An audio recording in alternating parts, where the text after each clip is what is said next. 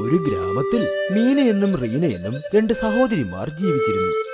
റീന മൂത്തവൾ, പിന്നെ റീന അവളെക്കാൾ 2 വയസ്സിന് ഇളയതും. രണ്ടുപേരും തമ്മിൽ ഒരുപാട് സ്നേഹത്തിലായിരുന്നു. അവർ രണ്ടുപേരും എപ്പോഴും ഒരുമിച്ചായിരുന്നു.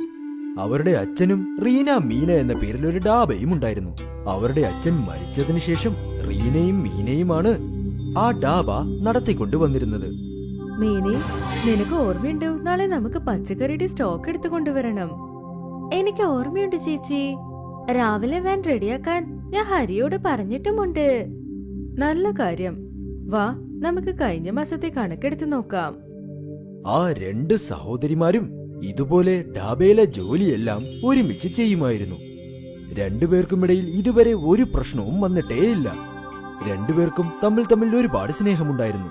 അടുത്ത ദിവസം രാവിലെ, റീന എഴുന്നേക്ക്, വാ, നമുക്ക് വേഗം പുറപ്പെടണം. റീന ഒരു മറുപടിയും പറഞ്ഞില്ല. അതുകൊണ്ട് മീന റീനയെ തൊട്ടുനോക്കി. അപ്പോൾ റീനയ്ക്ക് നന്നായി പനിക്കുന്നുണ്ടെന്ന് മീന മനസ്സിലാക്കി. അയ്യോ, ഇതെന്താ? റീനയുടെ ദേഹം ചൂടുണ്ടല്ലോ. ഇവൾക്കിതെങ്ങനെ പെട്ടെന്ന് ഇത്ര പനി പിടിച്ചു? ഞാൻ ഉടനെ നല്ല ഡോക്ടറെ വിളിക്കണം. മീന ഉടനെ ഹരിയയോട് പറഞ്ഞ് ഒരു ഡോക്ടറിനെ വിളിച്ചു വരുത്തി. ഡോക്ടർ റീനയെ ചെക്ക് ചെയ്തിട്ട് ചില മരുന്നുകളും കുറിച്ചു കൊടുത്ത് അവളോട് നന്നായി വിശ്രമിക്കാൻ പറഞ്ഞു. മീനയും റീനയോട് നന്നായി വിശ്രമിക്കുമെന്ന് പറഞ്ഞുകൊണ്ടേയിരുന്നു. പക്ഷെ മീനെ, നീ ഇപ്പൊ എങ്ങനെ ഒറ്റയ്ക്ക് പോകും? ഡാബ എങ്ങനെ നീ നോക്കും? ഈ സമയത്താണോ എനിക്ക് അസുഖമൊക്കെ വരേണ്ടത്? റീന, നീ ഒന്നുകൊണ്ട് വിഷമിക്കണ്ട, ഞാൻ നോക്കിക്കോളാം. നീ ആദ്യം നിന്റെ ആരോഗ്യം നന്നായി നോക്ക്. ഞാനിപ്പോ ഹരിയോടൊപ്പം ചെല്ലാം. പിന്നെ പച്ചക്കറി വാങ്ങിയിട്ട് ഡാബയിലേക്ക് വരാം. അത് കഴിഞ്ഞ് നിന്നെ കാണാൻ വരാം. മീന ഇതുവരെ ഒരിക്കലും തനിച്ച് ഒരു കാര്യവും ചെയ്തിട്ടേയില്ല.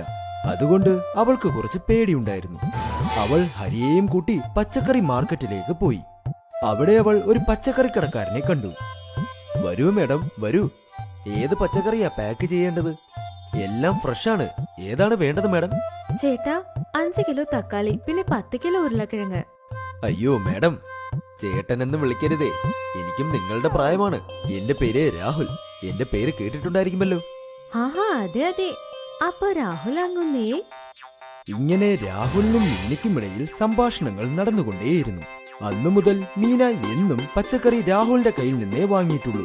പിന്നെ അവനോട് തന്റെ ഡാബയെക്കുറിച്ച് എല്ലാം തന്നെ പറഞ്ഞു. ഞാനും എന്റെ ചേച്ചിയാണ് ഡാബ നടത്തുന്നത്. പിന്നെ ഞങ്ങൾ രണ്ടുപേരും പൈസ പാതിയാക്കി വീതിക്കും. ഞങ്ങൾക്ക് അച്ഛനില്ല. എന്റെ ചേച്ചി വളരെ നല്ലവരാ. എന്നെ വളരെ നന്നായി നോക്കും. രാഹുൽ മീന പറയുന്നതെല്ലാം ശ്രദ്ധിച്ച് കേട്ടുകൊണ്ടേ നിന്നു. അതിനുശേഷം അവൻ ഇങ്ങനെ പറഞ്ഞു. മീനെ, എനിക്ക് നിന്നെ ഒരുപാട് ഇഷ്ടമാണ്. നീ എന്റെ കൂടെ എന്റെ വീട്ടിലേക്ക് വരുന്നു? പക്ഷെ ഞാനിപ്പോ ഡാബയിൽ ചെന്ന് പണി ചെയ്യണം. ഇന്ന് എന്റെ ചേച്ചിയും അവിടെയില്ല. ഞാൻ ഒറ്റയ്ക്കല്ല എങ്ങനെ നോക്കുമെന്ന് അറിയില്ല. ശരി, എന്നാൽ ഞാൻ നിന്റെ കൂടെ വരാം. നിനക്ക് തനിയെ കഷ്ടപ്പെടേണ്ട ആവശ്യവും വരില്ല. എനിക്കും നിന്റെ കൂടെ കുറച്ച് സമയം ചിലവഴിക്കാം. മീന രാഹുലിനെ തന്നോടൊപ്പം ഡാബയിലേക്ക് കൂട്ടിക്കൊണ്ടുവന്നു. ആ ഡാബ കണ്ട് രാഹുൽ മീനയോട് ഇങ്ങനെ പറഞ്ഞു. നിന്റെ ഡാബ കാണാൻ അടിപൊളിയാണല്ലോ. എന്നാൽ ഇതിനൊരു പ്രശ്നമുണ്ട്. ഇതിൽ റീന മീന ഡാബ എന്ന് പേര് വെക്കാതെ മീന ഡാബ എന്ന് മാത്രം പേര് വെച്ചാൽ മതിയായിരുന്നു. നീ എത്രത്തോളം സുന്ദരിയാ, എത്രത്തോളം അധ്വാനിക്കുന്നു. എന്റെ ആഗ്രഹം ഇതിൽ മീന ഡാബ എന്ന് മാത്രം മതിയെന്ന. ഇല്ല, നീ എന്തെങ്ങനെയൊക്കെ പറയുന്നത്? ഈ ഡാബ ഞങ്ങൾ രണ്ടുപേരുടെ പ്രയത്നമാണ്. അതുകൊണ്ട് ഇതിന്റെ പേര് റീന മീന ഡാബ എന്നാണ്. ഇപ്പോൾ ഞാനില്ലേ നിന്നെ സഹായിക്കാൻ. ഇപ്പോൾ നിന്റെ ചേച്ചിയുടെ ആവശ്യം എവിടെ? എന്താ? ഒന്ന് ചിന്തിക്ക്. ഇപ്പോൾ ഈ ഡാബ മുഴുവനും നിന്റെ സ്വന്തമാണെന്ന് കരുത്. നമുക്ക് രണ്ടുപേർക്കും എത്ര സന്തോഷത്തോടെ ജീവിക്കാം. റീനയ്ക്ക് ഒരുപാട് നാളായി രോഗം ഭേദമായതേയില്ല. മറ്റൊരു വശത്ത് രാഹുൽ മീനയെ പതുക്കെ റീനയ്ക്ക് എതിരായി മാറ്റി. അവൻ മീനയോട് ആ ഡാബ അവളുടെ പേരിൽ എഴുതി വാങ്ങിക്കാൻ വേണ്ടി പറയും. പിന്നെ അവളെ കല്യാണം കഴിക്കാമെന്നും പറയും. അങ്ങനെ രണ്ടുപേർക്കും സന്തോഷമായി ജീവിക്കാമെന്നും പറയും. മീനയും പതുക്കെ അവൻ പറയുന്നത് കേൾക്കാൻ തുടങ്ങി. അങ്ങനെ ഡാബയുടെ മുദ്രപത്രം റെഡിയാക്കി റീനയെ കബളിപ്പിച്ച് അവളുടെ ഒപ്പും വാങ്ങിച്ചു. റീനയുടെ അസുഖം ഭേദമായതേയില്ല. അതുകൊണ്ട് റീന ഒന്നും ചോദിക്കാതെ ആ മുദ്രപത്രത്തിൽ ഒപ്പിട്ടു. അതിനുശേഷം മീന അവരുടെ പേരായ റീന മീന ഢാബ എന്നത് മാറ്റി മീന ഢാബ എന്ന് മാത്രം വെച്ച് രാഹുലിന്റെ കൂടെ തന്നെ ജീവിക്കാൻ തുടങ്ങി. ഇപ്പോൾ റീനയുടെ അസുഖവും ഭേദമായി. അവൾ ഢാബയിലേക്കും പോയി. അവൾ രാഹുലിനെ ആദ്യമായിട്ടാണ് കാണുന്നത്. എന്നാൽ രാഹുലിനെ കണ്ടതും അവൻ ആള് ശരിയല്ല എന്നുള്ളത് അവൾക്ക് മനസ്സിലായി. മീനെ, നീ എന്താ ചെയ്യുന്നത്? നീ എന്തിനാ നമ്മുടെ ബോർഡ് മാറ്റിയത്? പിന്നെ ഇതാരാ? ഇപ്പൊ ഈ ഡാബ എന്റെയാ. നിനക്ക് ഇതിലൊരു അർഹതയുമില്ല. നിനക്ക് വേണമെങ്കിൽ ഞാൻ ആ പേപ്പർ കാണിക്കാം. പിന്നെ റീന, നീ ഇവിടുന്ന് നിരന്തരമായി പോകുന്നത് നിനക്ക് നല്ലത്. പിന്നെ ഈ ഡാബയെ എന്റെ കാമുകനോടൊപ്പം നോക്കാൻ സമ്മതിക്കേ. രാഹുലാണ് ഇപ്പോൾ മീനയുടെ മനസ്സ് മാറ്റിയതെന്ന് റീനയ്ക്ക് മനസ്സിലായി. അപ്പോൾ അവനുമായി വഴക്കുണ്ടാക്കുന്നത് ശരിയാവില്ല എന്നവൾ കരുതി. ഇതെല്ലാം ചെയ്തത് രാഹുലാണെന്നുള്ളത് റീനയ്ക്ക് വളരെ നന്നായി മനസ്സിലായി. രാഹുലിനോടുള്ള പ്രേമമാണ് മീനയെ ഇപ്പോൾ ഇങ്ങനെ മാറ്റിയിരിക്കുന്നത്. അതുകൊണ്ട് അവൾ അവിടെ നിന്നും പോയി. അതിനുശേഷം മീന ഡാബയുടെ മുൻപിൽ തന്നെ ഒരു ചെറിയ തട്ടുകടയിൽ റീന ഡാബ എന്ന പേരിൽ ഒരു ഡാബ റീന നടത്താൻ തുടങ്ങി. എന്നാൽ ഫേമസ് ആയ മീന ഡാബ ഉള്ളതുകൊണ്ട് റീനയുടെ ഡാബയിലേക്ക് ആരും തന്നെ വന്നില്ല. എന്റെ ഡാബ നന്നായി നടക്കുന്ന പോലെ ഞാൻ വേണം എന്തെങ്കിലും ഒന്ന് ചെയ്യാൻ. അത് കഴിഞ്ഞ് എനിക്ക് മീനയോട് സത്യം പറയാനാകൂ. എന്നിട്ട് രാഹുലിന്റെ കയ്യിൽ നിന്ന് അവളെ രക്ഷപ്പെടുത്താനാകൂ. റീന ഒരുപാട് ചിന്തിച്ച ശേഷം അവൾക്ക് ഒരു ഐഡിയ തോന്നി. അവൾ ഒരു പാത്രത്തിൽ തന്നെ 54 തരത്തിലുള്ള ഭക്ഷണങ്ങൾ കസ്റ്റമേഴ്സിന് കൊടുക്കാമെന്ന് കരുതി. അങ്ങനെ കസ്റ്റമേഴ്സിന് ഒരുപാട് വെറൈറ്റി കിട്ടുമെന്നും അവൾ കരുതി. അപ്പോൾ ഒരു പാത്രം കൊണ്ട് തന്നെ അവരുടെ മനസ്സും വയറും ഒരുമിച്ച് നിറയുമല്ലോ.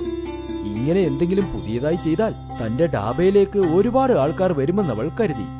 ഹാ, ഈ ഐഡിയ വളരെ നന്നായിട്ടുണ്ട്. ഞാൻ ഇതിന്റെ പേര് ബാഹുബലി താലി എന്ന് വെക്കാം. പിന്നെ എന്റെ ഈ ബാഹുബലി താലി സിറ്റി മുഴുവനും ഫേമസ് ആകും. റീന തന്റെ ബാഹുബലി ഥാലി ലോഞ്ച് ചെയ്തു. അങ്ങനെ നോക്കി നിൽക്കെ തന്നെ റീനയുടെ ബാഹുബലി ഥാലി സിറ്റി മുഴുവനും ഫേമസ് ആയി. അങ്ങനെ അവളുടെ റീന ഢാബയെ എല്ലാവരും ബാഹുബലി റീന ഢാബ എന്ന് വിളിക്കാനും തുടങ്ങി. അവൾ ഒരുപാട് പണം സമ്പാദിച്ച് അവളുടെ ഢാബ വളരെ വലിയൊരു ഢാബയാക്കി മാറ്റി. ഇത് കാരണം മീനയ്ക്ക് തന്റെ മീന ഢാബ അടയ്ക്കേണ്ടതായി വന്നു. ഒരു രാത്രിയിൽ റീന തന്റെ ഢാബ അടച്ചുകൊണ്ടിരുന്നപ്പോൾ ആരോ 2 ആൾക്കാർ ഒച്ചപ്പാടോടെ ബഹളമുണ്ടാക്കുന്നത് കേട്ടു. ആ, നിന്റെ കയ്യിൽ ഇപ്പോൾ ഒന്നും ബാക്കിയില്ലല്ലോ. എനിക്ക് നിന്റെ കൂടെ ഒന്നും ജീവിക്കാൻ വയ്യ. ഞാൻ പോകുക. നീ തന്നെ നിന്റെ ഢാബ നടത്ത്. ഒന്നും പറ്റില്ലെങ്കിൽ ഇവിടെ ഇരുന്നോ. ഇവിടെ ഈ ഢാബയിൽ തന്നെ നീ തൂങ്ങിച്ചാവ്. പക്ഷേ നീ എന്നെ ഒരുപാട് സ്നേഹിക്കുന്നു എന്ന് പറഞ്ഞില്ലേ? പിന്നെ എപ്പോഴും എന്റെ കൂടെ ഉണ്ടാവുമെന്ന് നീ പറഞ്ഞു. പണമുള്ളതുവരെ സ്നേഹമൊക്കെ കാണും. ഇപ്പോൾ നിന്റെ കയ്യിൽ ഒന്നുമില്ല എന്ന് എനിക്കറിയില്ലേ. ഇത് എല്ലാം കേട്ട് മീന കരയാൻ തുടങ്ങി. രാഹുൽ അവിടെ നിന്നും പുറപ്പെട്ടു പോയി. അപ്പോൾ റീന മീനയുടെ അടുത്തേക്ക് വന്നു. അവൾ മീനയെ കെട്ടിപ്പിടിച്ചു. മീന ഒരുപാട് കരഞ്ഞു. അവൾ റീനയോട് മാപ്പും ചോദിച്ചു. റീനയും അപ്പോൾ മീനയോട് ക്ഷമിച്ചു. അങ്ങനെ ആ 2 സഹോദരിമാരും ചേർന്ന് അവരുടെ 2 ഢാബയായ മീന ഢാബയും പിന്നെ റീന ഢാബയും നല്ല രീതിയിൽ മുൻപോട്ട് കൊണ്ടുപോയി നാട് മുഴുവനും ഫേമസ് ആയി. ഒരു ഗ്രാമത്തിൽ മീനയെന്നും റീനയെന്നും 2 സഹോദരിമാർ ജീവിച്ചിരുന്നു. റീന മൂത്തവൾ, പിന്നെ റീന അവളെക്കാൾ 2 വയസ്സിന് ഇളയതും. 2 പേരും തമ്മിൽ ഒരുപാട് സ്നേഹത്തിലായിരുന്നു. അവർ 2 പേരും എപ്പോഴും ഒരുമിച്ചായിരുന്നു. അവരുടെ അച്ഛനും റീന മീന എന്ന പേരിൽ ഒരു ഡാബയും ഉണ്ടായിരുന്നു. അവരുടെ അച്ഛൻ മരിച്ചതിനു ശേഷം റീനയും മീനയുമാണ് ആ ഡാബ നടത്തിക്കൊണ്ടുവന്നിരുന്നത്. മീനെ, നിനക്ക് ഓർമ്മയുണ്ടോ നാളെ നമുക്ക് പച്ചക്കറിയുടെ സ്റ്റോക്ക് എടുത്തു കൊണ്ടുവരണം? എനിക്ക് ഓർമ്മയുണ്ട് ചേച്ചി. രാവിലെ വാൻ റെഡിയാക്കാൻ ഞാൻ ഹരിയോട് പറഞ്ഞിട്ടുമുണ്ട്. നല്ല കാര്യം. വാ, നമുക്ക് കഴിഞ്ഞ മാസത്തെ കണക്കെടുത്ത് നോക്കാം. ആ 2 സഹോദരിമാരും ഇതുപോലെ ഡാബയിലെ ജോലിയെല്ലാം ഒരുമിച്ച് ചെയ്യുമായിരുന്നു. 2 പേർക്കുമിടയിൽ ഇതുവരെ ഒരു പ്രശ്നവും വന്നിട്ടേയില്ല. 2 പേർക്കും തമ്മിൽ ഒരുപാട് സ്നേഹമുണ്ടായിരുന്നു.